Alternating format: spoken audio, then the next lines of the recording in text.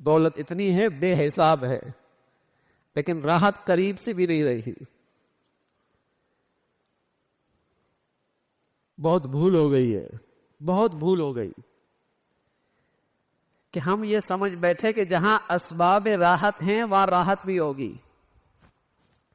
ہمیں یہ بھول ہو گئی کہ جہاں سکون کی چیزیں ہیں وہاں شاید سکون بھی ہوگا. نا میاں، اسباب راحت اور چیز ہے، راحت اور چیز ہے.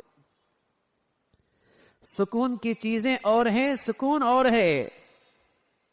ہو سکتا ہے اس حرص و ہوس میں آپ راحت کا سامان اکٹھا کر لیں، راحت نہیں.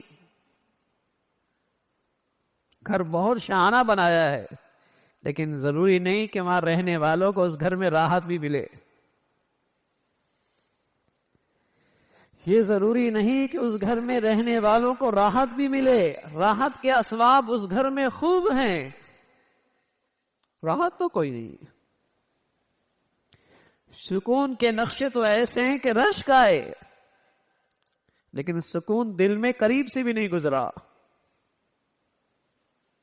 اور ایک ہے گھر بھی پکا نہیں ہے، چھت بھی پکی نہیں ہے، پلنگ بھی کوئی نہیں ہے، چارپائی بھی کوئی نہیں ہے، چٹائی لے کے لیٹا ہے، 7 گھنٹے راحت کی نیند لیتا ہے، مزے کی نیند لیتا ہے. تو راحت کے اسباب کا ہونا ضروری نہیں کہ راحت بھی ہو. ہاں میرے عزیزو، شکر اور قناعت ایک ایسی زبردست عبادت ہے، کوٹھی میں رہے یا جھونپڑی میں رہے راحت ضرور ملے گی. شکر اور قناعت ایسی زبردست عبادت ہے، محلات میں رہے یا کچے گھر میں رہے سکون ضرور ملے گا.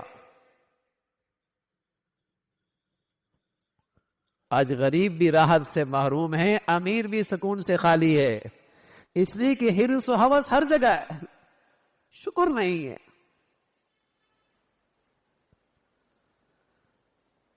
وَاشْكُرُوا لِي، شکر کرو میرا اور ملے گا. نہ شکری میں تو نعمتیں چلی جاتی ہیں، اور اگر نعمتیں ہوں بھی نہ شکری کی سزا یہ ملتی ہے کہ نعمتوں کا چوکیدار رہتا ہے، نعمتوں کی خاطر خوار رہتا ہے، نعمتوں کی لذت نہیں ملتی. ان نعمتوں میں راحت اور سکون نہیں ملتا، ان نعمتوں میں محبتیں اور پیار نہیں رہتا. شکر کرو اللہ کی نعمتوں، سکون ملے گا. تو قناعت کیسے آئے گی؟ کہ اپنے سے کمتر کو دیکھو، اللہ نے لاکھوں سے زیادہ دے رکھا. 30 سال کے مقابلے میں آج کیا کچھ دے رکھا، اللہ تعالی شکر ہے.